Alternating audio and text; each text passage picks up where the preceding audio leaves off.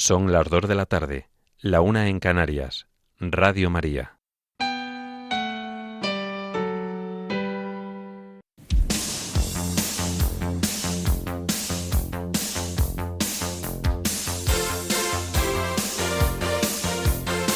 Servicios informativos de Radio María.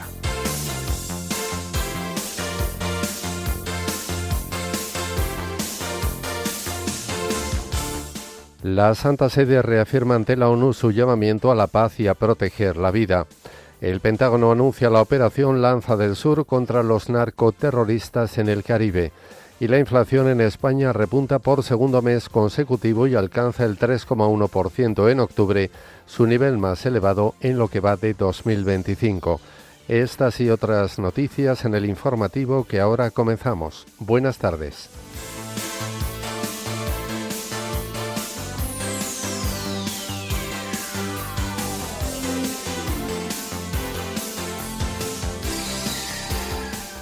Comienza en Roma el jubileo de los pobres con 10.000 peregrinos de distintos países del mundo. El Papa León XIV destaca la necesidad de la fe para contrarrestar el riesgo del vacío cultural. Los obispos españoles celebrarán la próxima semana su asamblea plenaria. Madrid acoge el 27º Congreso Católicos y Vida Pública con el lema Tu esperanza, donde está el peligro, crece también lo que salva. Estados Unidos aprueba una venta de armas a Taiwán por 280 millones de euros, la primera del segundo mandato de Donald Trump. Brasil defiende que hubo un problema y no un fallo tras la irrupción de manifestantes en la COP30. En España, la borrasca Claudia mantiene el nivel 2 de emergencia en Ávila y Cáceres supera la alerta roja. La UCO registra 2 sedes de Acciona en el marco del caso Coldo. Y en deportes, el tenista español Carlos Alcaraz alcanza el número 1 del mundo antes de la penúltima ronda de las finales ATP.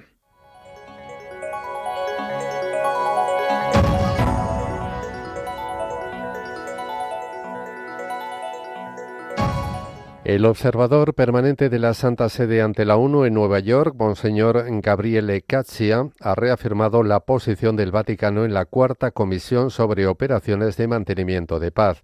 El prelado ha subrayado que éstas deben ser capaces de proteger a los civiles y formar parte integrante de las estrategias políticas, humanitarias y de desarrollo. En este sentido, Monseñor Caccia ha recalcado que mantener la paz es una responsabilidad compartida y añade que los garantes de su salvaguarda deben contar con los recursos necesarios para afrontar los retos que se presentan. En este contexto, el representante de la Santa Sede ha aseverado que a pesar de los avances logrados, las misiones actuales operan en circunstancias de complejidad sin precedentes. A su juicio, la difusión de información errónea y desinformación, las amenazas regionales y transnacionales y la presencia cada vez más extendida de actores armados no estatales están transformando los entornos en los que operan los cascos azules. En este contexto, Monseñor Caccia ha recordado el llamamiento del Papa León XIV a las naciones de silenciar las armas para trazar un futuro con obras de paz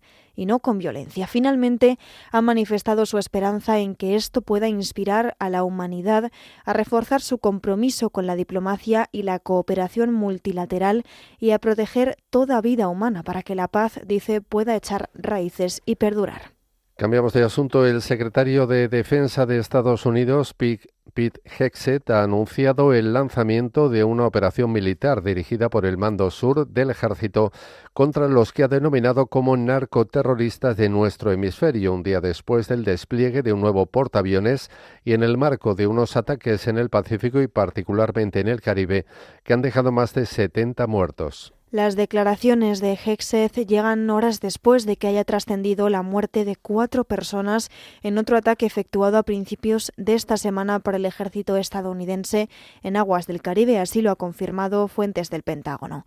Se trata del 20º ataque de Estados Unidos después de que el secretario de Defensa norteamericano anunciara el domingo otros 2 contra sendas embarcaciones con 3 tripulantes a bordo, en los que no hubo supervivientes. En este contexto, el presidente presidente de la Asamblea Nacional de Venezuela, Jorge Rodríguez, ha instado a los países de la región del Caribe a luchar para mantener la paz ante las agresiones militares del ejército de Estados Unidos. Rodríguez ha afirmado que la insistencia de su país responde al intento por lograr apoyos para denunciar las acciones hostiles de Washington, que a su juicio busca acabar con la paz y la libertad del país de Venezuela y de la región. Asimismo, el presidente de la Asamblea Nacional venezolana ha acusado a la administración de Trump de actuar con hipocresía y ha asegurado que en el futuro se va a revelar que el objetivo de estos ataques no era en realidad la lucha contra el narcotráfico. Y ya en España la inflación repunta por segundo mes consecutivo y alcanza el 3,1% en octubre, su nivel más elevado en lo que va de 2025.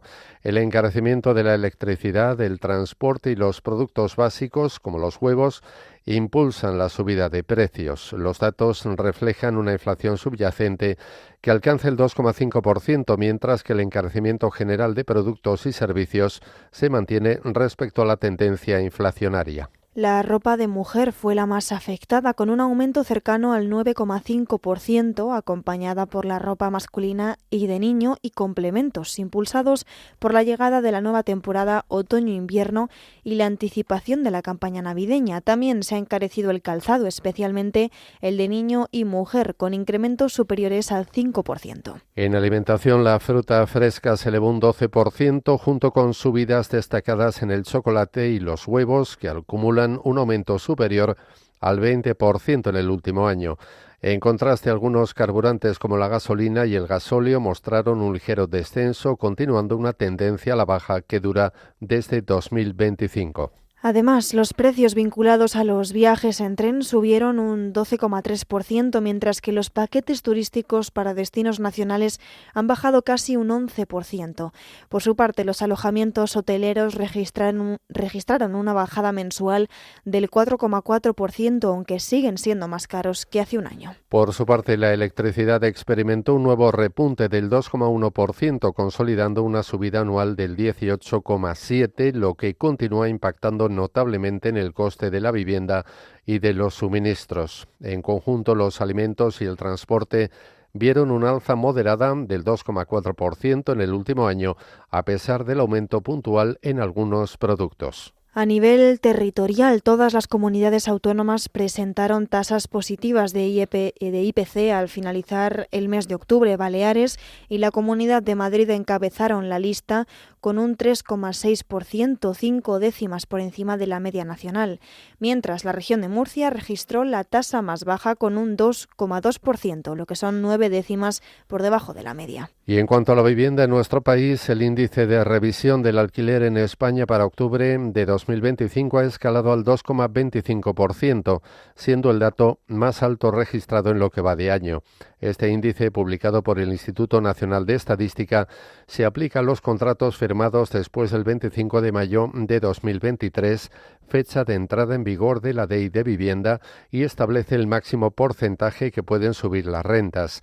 Este valor es superior al 2,22% del mes anterior y representa la quinta subida mensual consecutiva. Este nuevo índice sustituye al IPC como referencia para la actualización de los contratos y fue diseñado para evitar incrementos desproporcionados en las rentas, limitando así las subidas según la inflación real. La actualización de contratos se realiza anualmente y los propietarios podrán aplicar esta subida máxima, aunque también pueden acordar prórrogas de renta de varios años. La fórmula para calcular este índice busca equilibrar la rentabilidad para los propietarios con la asequibilidad para los arrendatarios, aunque algunos agentes del sector critican que el índice pueda desincentivar la oferta de alquileres.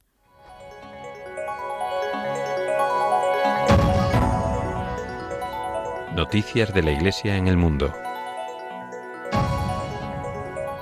Hoy comienza en Roma el Jubileo de los Pobres, que concluirá el domingo, coincidiendo con la 9ª edición de la Jornada Mundial de los Pobres. Se espera que participen 10.000 peregrinos de todo el mundo.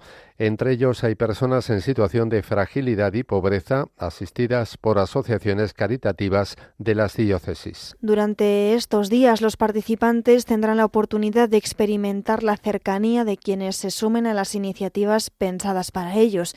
Entre otras actividades, a las 5:30 de esta tarde va a comenzar la Vigilia de la Misericordia, animada por la Asociación Francesa Fratello en la Basílica de San Pablo Extramuros. Mañana, desde primera hora hasta las 3 de la tarde, los peregrinos cruzarán la Puerta Santa de la Basílica de San Pedro. A las 4 de la tarde, la asociación mencionada organizará un segundo momento de oración mariana en la Plaza de San Pedro. De manera excepcional, en la Basílica estarán presentes las reliquias de San Benito José Labre, conocido como el Vagabundo de Dios, que normalmente están conservadas en la iglesia de Santa María ai Monti. Fue un santo sin hogar fijo, que eligió el Coliseo como su casa. El domingo a las 10 de la mañana, hora peninsular, tendrá lugar el momento central de este jubileo con la Santa Misa que presidirá el Papa León XIV y que retransmitiremos en Radio María. A su término habrá un almuerzo en el Aula Pablo VI organizado por el Dicasterio para el Servicio de la Caridad. Cada peregrino recibirá como regalo una mochila con productos de primera necesidad gracias al apoyo de los padres vicencianos, quienes con motivo del 400 aniversario de su fundación han querido homenajear a los pobres con un gesto concreto de cercanía. Por otro lado, el Papa León XIV ha inaugurado esta mañana el año académico en la Pontificia Universidad Lateranense.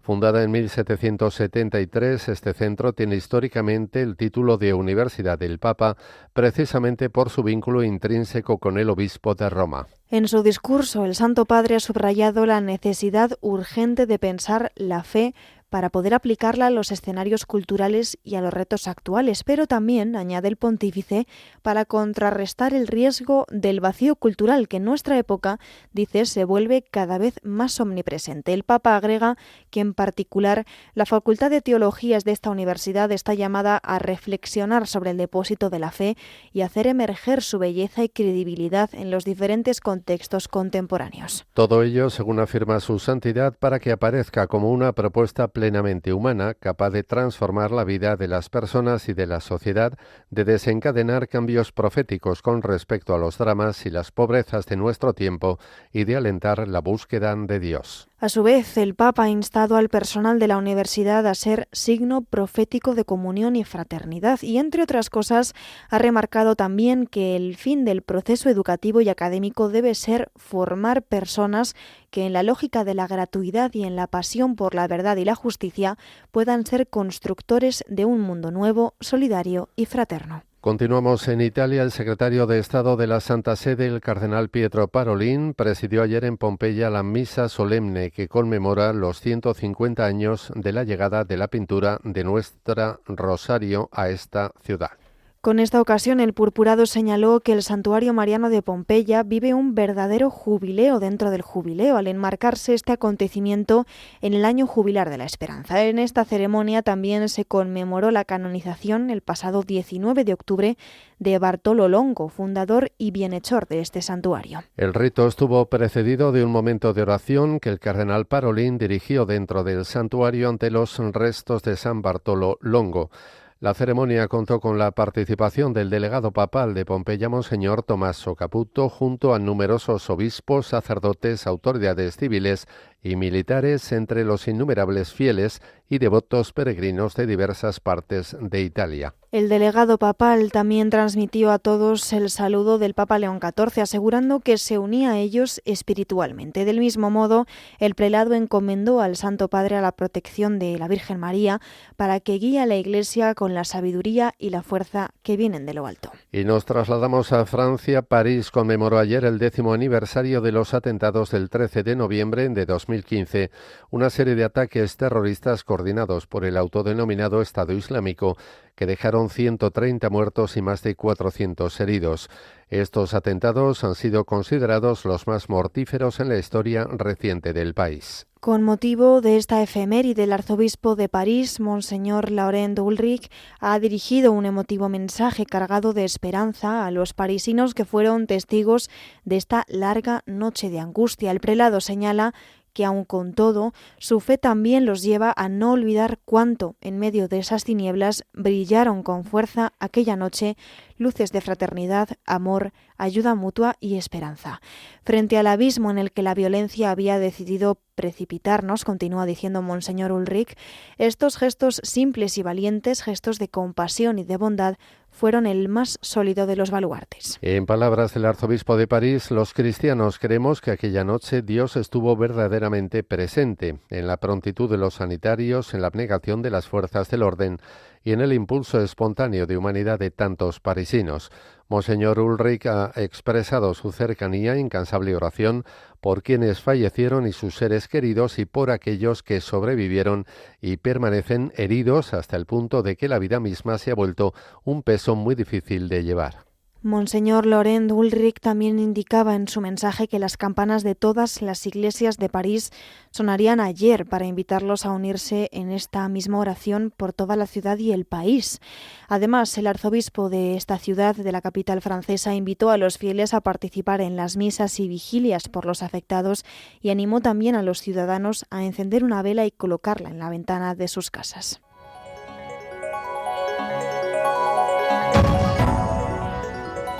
Noticias de la Iglesia en España.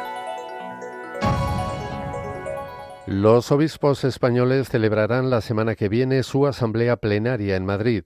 Esta reunión tendrá lugar en la sede de la Conferencia Episcopal Española. La sesión inaugural comenzará el martes 18 de noviembre a las 10 de la mañana con el discurso del presidente de la Conferencia Episcopal y arzobispo de Valladolid, Monseñor Luis Argüello. A continuación intervendrá Monseñor Giuseppe Comiso, secretario de la Nunciatura, en representación del nuncio apostólico en España, Monseñor Piero Pioppo. El inicio de la asamblea se ha retrasado al martes por causa de la visita de la Comisión Ejecutiva de la Conferencia Episcopal Española al Papa León XIV, que tendrá lugar el próximo lunes. En el marco de la plenaria, el jueves 20 de noviembre a las 8 de la tarde tendrá lugar en la Catedral de la Almudena una celebración ecuménica con motivo del 1700 aniversario del Concilio de Nicea, considerado el primer concilio ecuménico de la Iglesia Católica. En el acto se hará pública una declaración conjunta con el resto de las confesiones cristianas en España. Durante la plenaria, los obispos de nuestro país van a ultimar las líneas pastorales de la Conferencia Episcopal para el cuatrienio 2026-2030. Igualmente está previsto que den su visto bueno a unas orientaciones sobre el acompañamiento y la aportación de los obispos eméritos. También van a estudiar las propuestas para la aplicación de la sinodalidad en las diócesis. Los prelados también conocerán el informe anual de la Comisión Asesora del Plan de Reparación Integral a los menores y personas equiparadas en derechos, víctimas de abusos sexuales, que fue publicado el pasado mes de septiembre. Además, se va a presentar el informe de la Fundación FOESA. Por otra parte, la Comisión Episcopal para los Laicos, Familia y Vida va a informar sobre la situación actual de Acción Católica y hará también una propuesta sobre la presencia de los laicos en la vida pública. Por su parte, la Comisión Episcopal para las Comunicaciones Sociales va a explicar el plan de comunicación de la Conferencia Episcopal de nuestro país y su propuesta para la creación de una escuela de verano. Mientras, la Subcomisión Episcopal para los Seminarios va a presentar una reflexión sobre la situación actual de los seminarios y la Comisión Episcopal para la Educación y Cultura llevará a la plenaria el texto definitivo de la regulación del Consejo General de la Iglesia. Y durante la plenaria se estudiará también la propuesta para organizar las segundas jornadas de actualización para obispos. A su vez, tendrá lugar la elección del vicesecretario para Asuntos Económicos, cuyo mandato cumple los 5 años que establece el Reglamento de Ordenación Económica. Más noticias. Hoy comienza en Madrid el 27º Congreso Católicos y Vida Pública. Se desarrollará hasta el domingo con el lema Tu Esperanza. Donde está el peligro, crece también lo que salva. Está organizado por la Asociación Católica de Propagandistas y la Fundación Universitaria San Pablo CEU. Como ha indicado el codirector del Congreso y vicepresidente de la Asociación Católica de Propagandistas, José Masip, entre los ponentes en este congreso se encuentran el presidente de la Fundación Erita Gerdad, el estadounidense Kevin Roberts o el fundador de la ONG Operación Libertad, el venezolano Laurent Sale. Asimismo, se celebrará una mesa redonda de movimientos laicos sobre la esperanza y otra con catedráticos y profesores de distintas universidades sobre Dios y la ciencia. El Congreso también contará con la participación de varios sacerdotes. El último día, el arzobispo de Madrid, el cardenal José Cobo, presidirá la Santa Misa. Además, el evento tendrá momentos de adoración eucarística. Como indican sus promotores, este evento quiere ser una invitación a que los cristianos sean luz en un tiempo de incertidumbre, de sombras y de oscuridad. Según ha explicado la codirectora del Congreso, María San Gil, nuestro país y el resto de las sociedades de nuestro entorno se halla en grave peligro de espaldas a Dios, entre otras cosas. Toda la información relativa a este congreso está disponible en la web www.congreso.cu.es.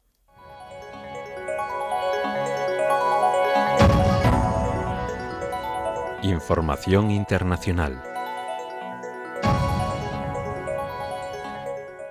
En referencia a Estados Unidos, la administración Trump ha aprobado la venta a Taiwán de materiales para la fabricación de cazas por un valor de $330 millones, unos 280 millones de euros, en lo que supone el primer contrato de este tipo desde que el presidente Donald Trump inició su segundo mandato en enero. El Pentágono ha indicado que esta venta mejorará las capacidades militares de Taiwán para poder hacer frente a las amenazas más inminentes y, según dicen, contar con una preparación suficiente gracias a la presencia de cazas F-16 y C-130. Aunque Washington mantiene relaciones diplomáticas formales con China, sigue manteniendo lazos con Taiwán, del que es el principal proveedor de armas. Esta postura es a menudo criticada por el gigante asiático, que considera la isla una provincia más bajo su territorio. La portavoz de la presidencia taiwanesa, Karen Kuo, ha indicado que su relación con Estados Unidos es de vital importancia y contribuye a la paz y la estabilidad en la región del Indo-Pacífico. Cambiamos de asunto. El gobierno de Brasil ha reconocido que hubo un problema, pero no un fallo, cuando unos 150 manifestantes se rompieron en el recinto en el que se celebra la cumbre del clima, COP30, causando daños materiales e hiriendo al personal de seguridad. Ante este hecho, Naciones Unidas ha instado a Brasil a mejorar su seguridad, entre otros asuntos. El secretario extraordinario para la COP30 de la Casa Civil, Walter Correia, ha explicado que la misma noche del incidente se celebró una primera reunión con todos los responsables. Tras un primer diagnóstico, se decidió establecer un mayor despliegue del personal militar cercano al pabellón en el que se desarrolla la conferencia. Por su parte, el secretario ejecutivo de la Convención Marco de la ONU sobre el Cambio Climático, Simon Stiell, ha presentado una serie de quejas sobre la infraestructura del pabellón principal, como por ejemplo con referencia a la falta de aire acondicionado para refrigerar el espacio, la escasez de agua en los baños y las inundaciones en algunas zonas. Más temas. La Fiscalía francesa ha solicitado penas de prisión de entre 3 y 15 años para 8 hombres acusados de tráfico de personas por el hundimiento de una embarcación frente a las costas del Canal de la Mancha en agosto de 2023, en el que murieron 7 personas migrantes. El organismo ha pedido esta horquilla de condenas para 8 hombres, algunos procedentes de Irak y Afganistán, a los que considera como contrabandistas responsables de un naufragio mortal. Los procesados tienen entre 23 y 45 años y están acusados de un delito de homicidio involuntario, puesto que, según denuncia la Fiscalía, pusieron a disposición embarcaciones improvisadas sobrecargadas hasta el extremo. El Ministerio Público ha solicitado al tribunal que libere al noveno acusado, un ciudadano sudanés de Darfur, que presuntamente pilotaba la embarcación, al reconocerlo como una víctima. Además, el Consejo de Seguridad de la ONU ha decidido prorrogar durante un año más, hasta el 15 de noviembre de 2026, el mandato de la misión multidimensional integrada de estabilización de Naciones Unidas en la República Centroafricana. La resolución ha salido adelante con 14 votos a favor, ninguno en contra y la abstención de Estados Unidos. La misión compromete a más de 14.000 efectivos militares, una cifra que será revisada por el Consejo de Seguridad de Naciones Unidas una vez finalice el proceso electoral que enfrentará el país africano y cuya jornada central está prevista dentro de 6 semanas, para el 28 de diciembre. El Consejo ha incidido en un despliegue basado en el orden de la prioridad de las tareas establecido en el documento. En primer lugar, la protección de la población civil, a continuación el apoyo a la extensión de la autoridad estatal, Después, el despliegue de fuerzas de seguridad y la preservación de la integridad territorial y, finalmente, la facilitación de la entrega inmediata, plena, segura y sin trabas de asistencia humanitaria.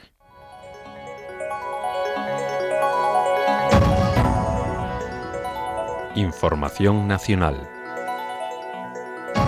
La borrasca Claudia ha provocado lluvias excepcionalmente intensas en el norte de Cáceres y el sur de Ávila, poniendo a estas zonas en alerta roja por riesgo extremo de precipitaciones superiores a los 120 litros por metro cuadrado en pocas horas.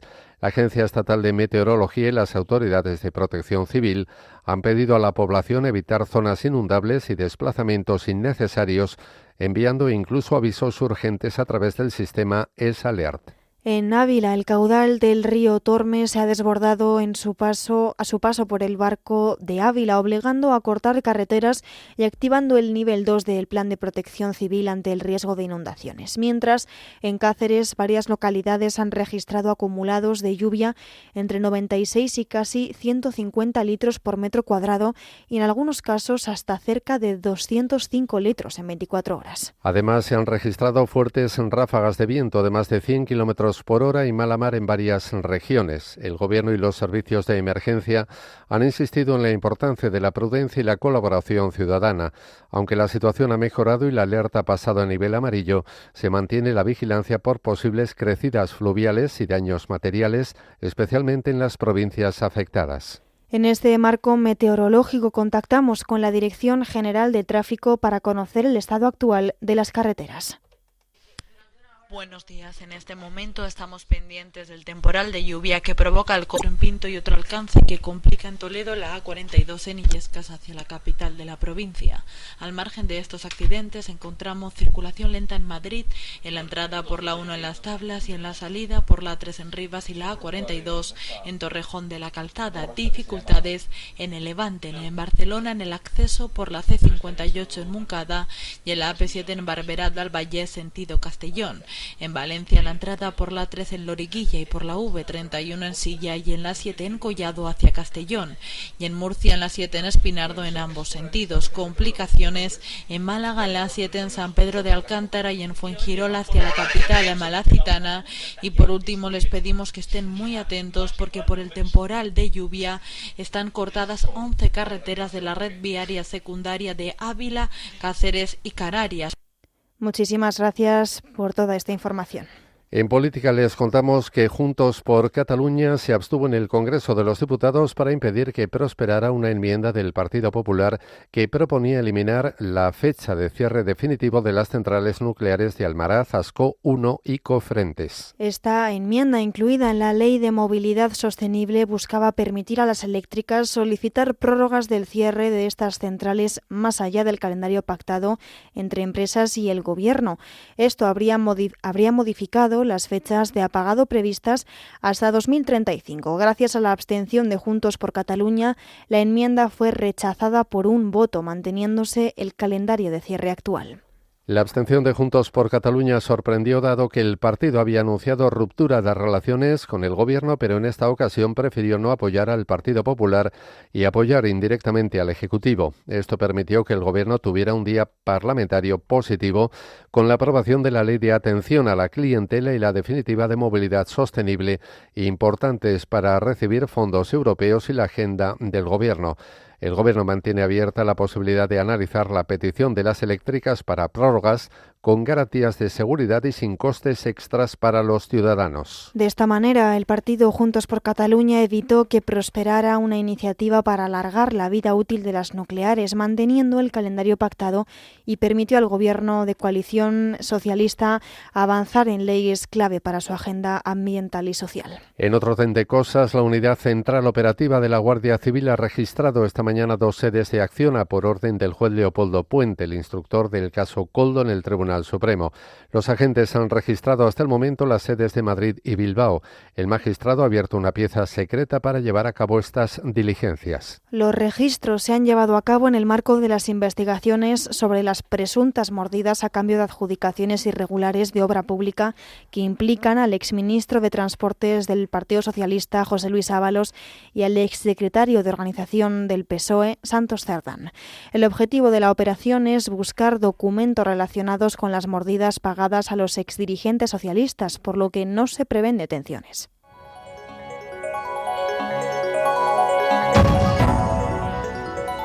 Información deportiva.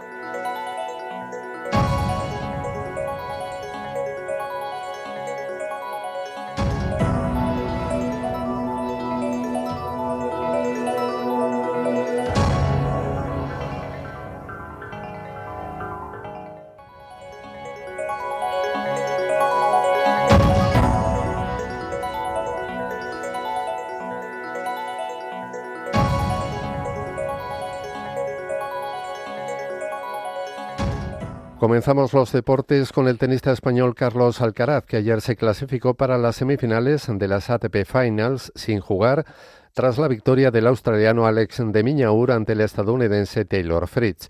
En cualquier caso, el murciano no falló en su partido contra el italiano Lorenzo Musetti, al que venció por 6-4 y 6-1, lo que le aupa al número 1 del ranking a final de año. Alcaraz busca ahora el título de maestro, repitiendo la ronda de semifinales que ya jugó en 2023.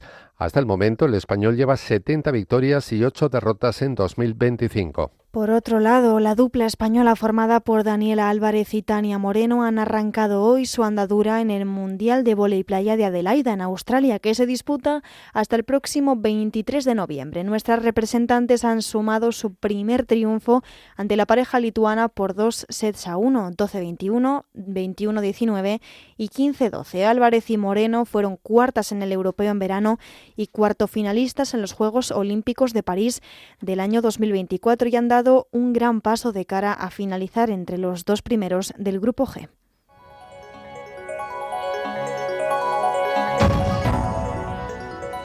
Noticias autonómicas.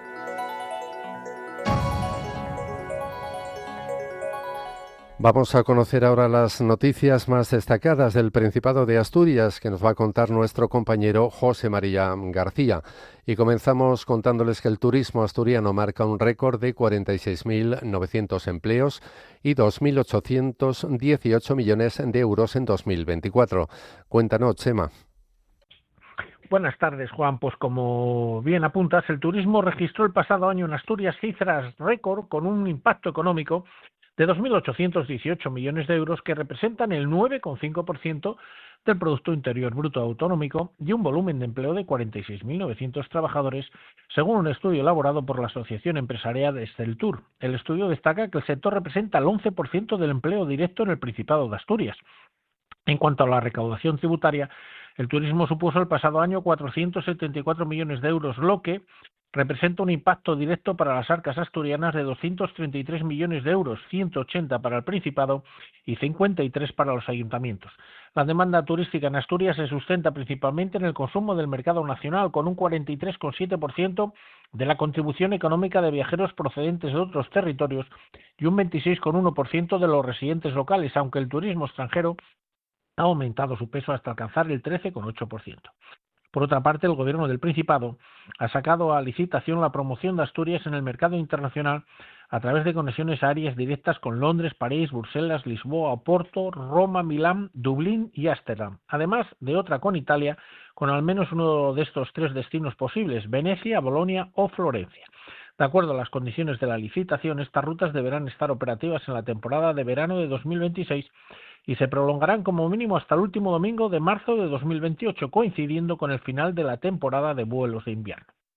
En otro escenario, 40 títulos con dirección o producción asturiana se presentarán en la 63 edición del Festival Internacional de Cine de Gijón, el FICH, que tendrá lugar del 14 al 22 de noviembre, una cifra sin precedentes en la historia del evento. Este martes ha tenido lugar en el edificio Space la presentación de los cineastas asturianos cuyas cintas podrán verse en este festival. El director del mismo, Alejandro Díaz Castaño, ha mostrado su satisfacción con la selección de este año, que muestra el momento muy dulce del cine asturiano, tanto en cantidad como en calidad. En cuanto al noticiario de la crisis en nuestra región, de los algo más de 50.000 parados de Asturias, los que se registraron a 31 de octubre, 30.000 tienen más de 45. Del total de parados, este grupo de edad es el mayoritario y supone el 60% del total de las personas registradas en Asturias en los servicios de empleo. La formación es un hándicap a la hora de reengancharse al mercado laboral para este colectivo. 2/3, unas 19.000 personas, tienen la ESO o menos, solo 5.000 tienen estudios superiores, universitarios o de formación profesional. En este colectivo de mayores de 45 años, las mujeres superan a los hombres en casi 20 puntos y el sector servicios es el que más parados aglutina. Por otro lado, el importe de las hipotecas para la vivienda sube en Asturias un 33% en una década, ¿no es así? Pues sí, el importe medio de una hipoteca para la compra de vivienda ha pasado en una década, entre agosto de 2015 y el mismo mes de este año, de algo más de 100.000 euros a cerca de 170.000, una subida de casi el 63%, porcentaje que en algunas comunidades autónomas como Madrid y Andalucía se ha disparado por encima del 70%, mientras que en Asturias se ha limitado a ese 33%. Según los datos del Instituto Nacional de Estadística, en agosto del 2015 el importe medio de una hipoteca para la compra de vivienda era de 104.318 euros frente a los 169.650 que alcanzó en agosto de este año, último mes del que hay registros.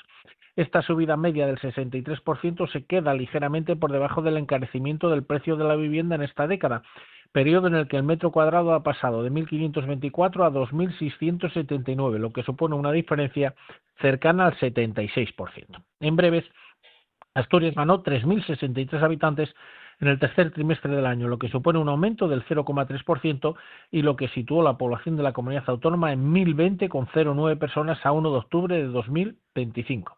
Y Asturias registró el sexto mayor incremento de población en términos relativos entre las comunidades autónomas, según la estadística continua de población del Instituto Nacional de Estadística publicada este miércoles. Además, 14 galerías asturianas participan hasta el domingo en la Feria Arte Oviedo en la Sala de Trascorrales, una cita en la que se expone obras de distintas disciplinas incorporando novedades como la lectura de artistas y dramaturgos en vivo en torno a obras relacionadas con el arte contemporáneo, actividades infantiles o talleres, en una 15ª edición que busca promover el coleccionismo. Para ello han incorporado las figuras de la asesora del coleccionismo, que ofrece asistencia personalizada a los que estén interesados en recibir información o adquirir alguna de las obras expuestas en la feria. Por último, el índice de precios de consumo se mantuvo invariable en Asturias en octubre en el 3,1% interanual, aunque los alimentos intensificaron su subida en 7 décimas hasta el 3,2%, según los datos publicados este viernes por el Instituto Nacional de Estadística. En tasa mensual, los precios subieron en el Principado un 0,5% y en el acumulado de los 10 primeros meses del año subieron un 2,2%. Y esto ha sido todo desde Oviedo, capital del Principado de Asturias, Paraíso Natural. Buenas tardes. Gracias, José María, y hasta la semana que viene.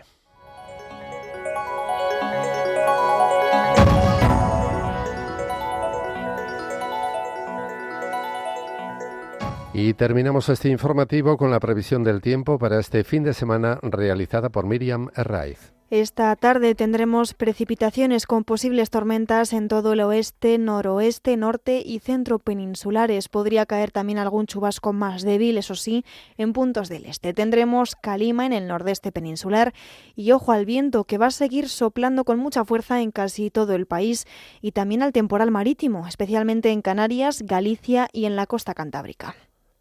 Mañana sábado tendremos un día con cielos nubosos en casi todo el mapa, con precipitaciones en el oeste y centro peninsulares que pueden ser de moderada intensidad en el estrecho con probabilidad de tormentas. En puntos del oeste y centro también podrán tener precipitaciones fuertes. El viento seguirá soplando con fuerza en casi toda nuestra geografía. La mar también estará alterada en todas las costas españolas, sobre todo en Canarias, Estrecho y en las costas gallegas y cantábrica. Las temperaturas mínimas y máximas serán bastante parecidas a las de hoy. Y el domingo seguiremos con tiempo inestable. Caerán precipitaciones en puntos del norte, centro, en puntos del este y en los 2 archipiélagos. El viento va a soplar con menos fuerza en nuestro país, pero sí que seguirá la mar alterada, especialmente en los 2 archipiélagos, en el estrecho y en Galicia. Las temperaturas del domingo seguirán parecidas a las de estos días.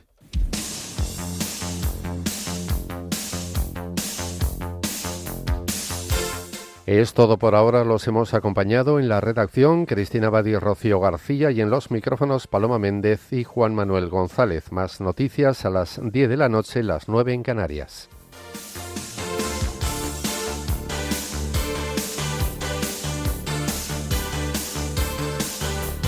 Informativos de Radio María.